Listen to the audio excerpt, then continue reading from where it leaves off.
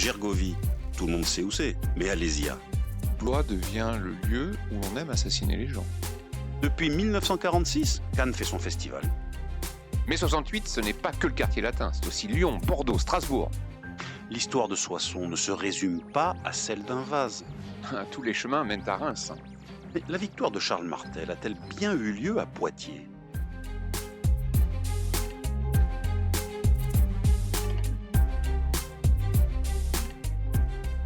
Grande date de nos régions, une émission animée par Éric Labaille et Cédric Delaunay. Un podcast ici en région.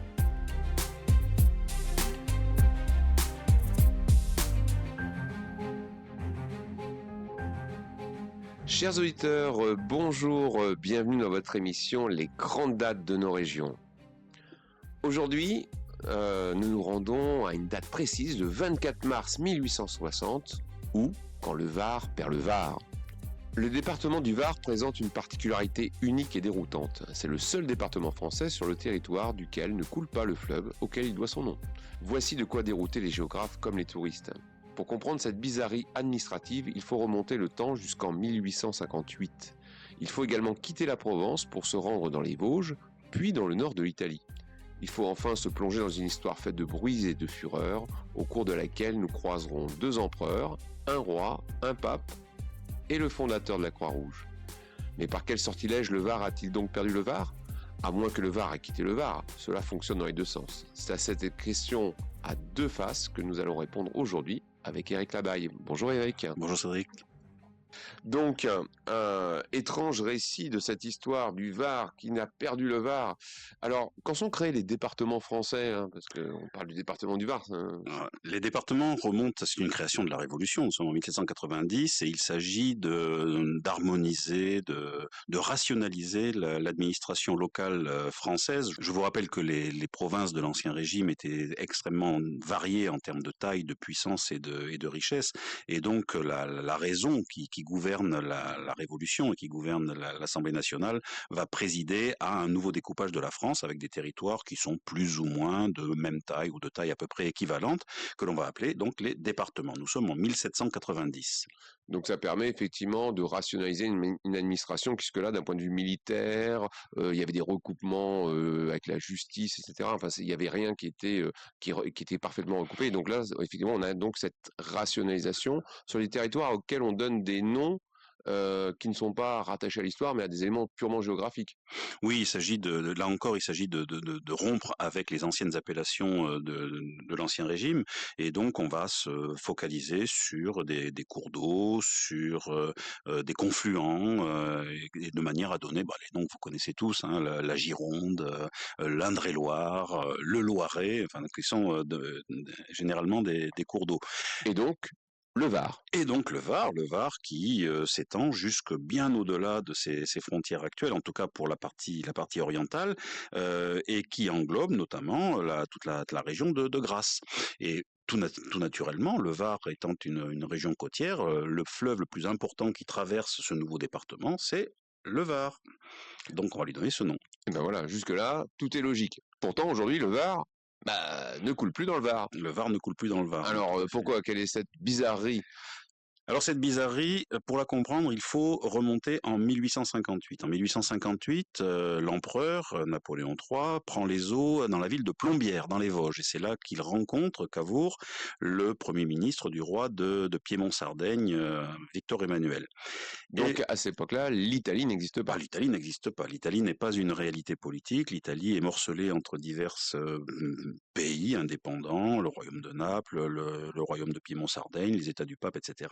Avec une puissance dominante qui est l'Autriche. Avec une puissance dominante dans le nord de l'Italie, qui est l'Autriche, bien évidemment. Et cet état de fait ne convient pas particulièrement au royaume de Piémont-Sardaigne, qui, depuis quelques dizaines d'années, est en train de s'affirmer comme la puissance antagoniste de l'Autriche, voire du pape, dans la péninsule. Et donc, Cavour, le Premier ministre, va rencontrer Napoléon pour lui demander son aide dans le cadre d'une politique d'union de l'Italie. Napoléon III, donc empereur des Français depuis 1852, qui a un passé italien. Il a une relation avec, non pas l'Italie en tant que pays, puisque ça n'existe pas, mais avec la culture italienne et cette région. Oh ben, la genèse de Napoléon III, c'est un roman d'aventure, hein. Il a été officier d'artillerie dans l'armée suisse. Il a été proche des Carbonari en Italie. Donc, Les Carbonari, qu'est-ce que c'est? alors les Carbonari sont des mouvements qu'on pourrait appeler aujourd'hui terroristes. Je pense que je n'exagère pas je n'exagère pas, qui s'inscrivaient dans tous les mouvements prônant l'émergence des nations, prônant l'indépendance par rapport aux puissances tutélaires que sont notamment, là, en l'occurrence, l'Autriche, dans le nord de l'Italie, donc qui n'hésitent pas à avoir recours à des actions violentes pour pouvoir faire valoir leurs idées. Et donc Carbonari, parce qu'ils se passaient la face au charbon noir, Ouais, pour une question pour essayer de se dissimuler dans de l'obscurité. discrétion, tout à fait, ouais.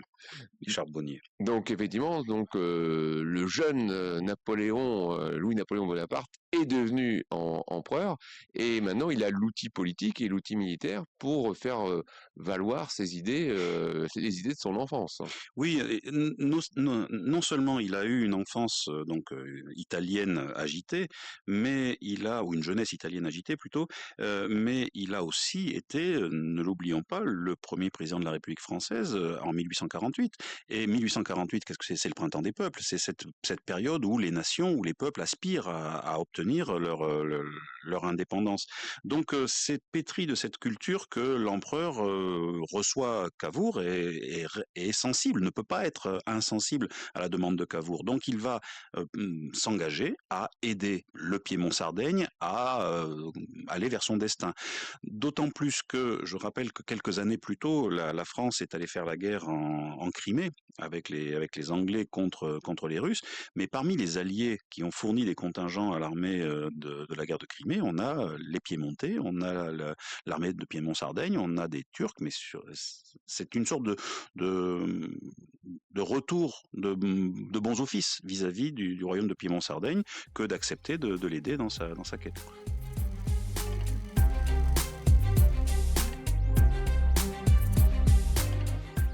Grande date de nos régions. Un podcast ici en région.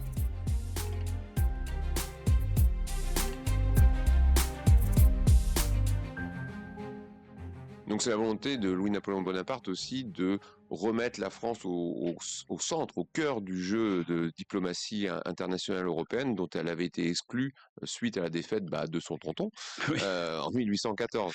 Et Oui. aussi, je pense qu'il y a aussi de l'ambition personnelle. Il y a de l'ambition personnelle, c'est un mélange de beaucoup de choses. C'est-à-dire qu'il cherche à rendre à la France donc sa place dans le concert des nations, une place qui avait déjà commencé à être reprise à partir déjà de Louis XVIII avec la campagne d'Espagne, avec ensuite la campagne de Rome en 1849 où la France joue un rôle important.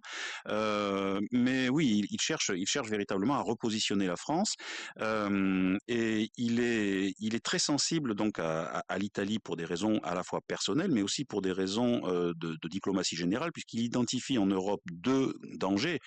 Un vieux danger qui est l'Autriche, qui est un adversaire ancien, ancestral de la France, mais un danger émergent qui est la Prusse.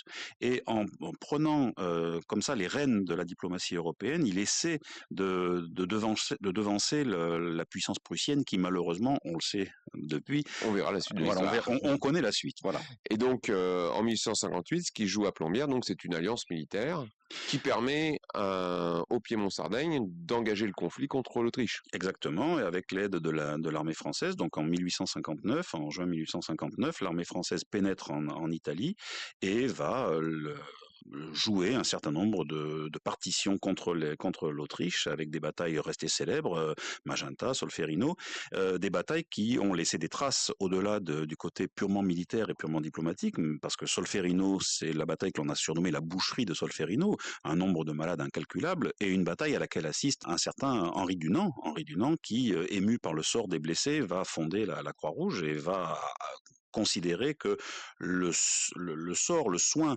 des belligérants passe sur toute autre considération pendant des conflits. Donc c'est le début de la Croix-Rouge. Magenta et Solferino, effectivement, c'est un tournant parce qu'on est encore dans des stratégies qui datent en fait de Napoléon Ier, donc des espèces d'attaques comme ça en pleine de fantassins, sauf que l'armement, la puissance de feu et la létalité des armes a augmenter. Et c'est vraiment une boucherie. Ah ben, Solferino est une boucherie. Les Autrichiens s'acharnent, les Autrichiens résistent remarquablement bien, et c'est au prix de la vie des hommes qu'on arrive à forcer la situation. Tout à fait. Mais il n'empêche que la campagne se termine d'une façon victorieuse. Alors c'est une victoire en demi-teinte, on l'a vu, chèrement acquise. C'est une victoire qui va donner des illusions de force et de puissance militaire à la France, dont elle va se bercer pendant les 10 ans qui vont suivre. Et c'est une victoire quand même qui a des conséquences fondamentales pour l'Italie, puisque désormais le royaume de Piémont-Sardaigne s'achemine vers la création d'un véritable royaume d'Italie. Donc on va laisser peut-être de côté l'Italie, effectivement, qui va être progressivement unifiée, non sans mal, par le Piémont-Sardaigne, qui va progressivement prendre le contrôle de l'ensemble de la péninsule et fonder le territoire que vous connaissez aujourd'hui, avec bien sûr le plus grand adversaire qui est le pape, avec effectivement des problématiques qui vont affaiblir longuement l'Italie. Mais si on en revient au Var, qu'est-ce qu'on gagne dans l'histoire? Eh bien, lorsque il rencontre Cavour, Napoléon III pose comme condition, en fait, finalement des conditions qui s'inscrivent dans la continuité de l'histoire de France. Il dit, je veux bien vous aider, mais à condition que vous me rétrocédiez 2 régions qui ont toujours plus ou moins oscillé entre la France, enfin en tout cas le giron français et un giron piémontais. Ce serait le duché de Savoie et le comté de Nice. L'accord est validé, et lorsque le conflit se termine, tout à fait naturellement, le comté de Nice et le duché de Savoie sont rétrocédés à la France. Donc là, ça se passe le 22 mars 1860 par le traité de Turin, et ce traité entérine le fait que Nice et la région niçoise, l'arrière-pays niçois, deviennent françaises. Sauf que la région de Nice, le comté de Nice, est une région beaucoup trop petite quand on prend la superficie moyenne des départements français. Donc pour pouvoir l'incorporer dans l'administration territoriale française, il faut augmenter la taille de ce département. Mais augmenter comment? On va quand même pas attaquer le Piémont-Sardaigne pour prendre... Pourquoi pas? Oui, on peut... allez, on attaque. Non. On prend Vintimille. Non. Et donc à partir de là, on réfléchit assez rapidement et on se rend compte que l'arrondissement de Grasse peut, sans dommage, être retiré au département voisin pour être rattaché au comté de Nice et former un nouveau département qui sera le département des Alpes-Maritimes. Oui, mais dans petit problème, dans l'arrondissement de Grasse, il y a Saint-Laurent-du-Var, il y a le Var, et le Var qui avait donné son nom au département voisin. Donc à partir de mars 1860, la création du département des Alpes-Maritimes va amputer le département du Var du fleuve qui lui a donné son nom. Et donc le Var coule désormais dans le département des Alpes-Maritimes. Exactement. Peut-être un petit prolongement, effectivement, vous avez évoqué, Eric, le jeu d'équilibre européen qui s'est noué, et que nous avons vu par ce petit angle qu'est l'histoire du Var, qui n'est plus dans le Var. C'est effectivement l'affaiblissement durable de la puissance autrichienne, qui là se solde par une première défaite, série de défaites qui vont être poursuivies par des défaites contre la Prusse, 1866, Sadowa, et la montée en puissance de la Prusse qui terminera mal pour les errements géostratégiques et géopolitiques français, puisque en 1870-71, en 1870-71, nous perdons une guerre, hélas décisive contre la Prusse, en permettant à la Prusse de, elle aussi, à son tour, après l'Italie, de former un nouveau pays qui s'appelle l'Allemagne. Et du coup, on perd 3 départements. Voilà. Mais pas tout à fait sur la Côte d'Azur. Voilà, c'est un peu plus à l'est. Peut-être ça sera l'objet d'une autre émission avec vous, Eric. Merci beaucoup. Merci à vous. Je rappelle que vous êtes l'auteur des grandes dates de la Côte d'Azur que vous retrouvez chez vos libraires et dans les points presse. Merci beaucoup. Merci, au revoir.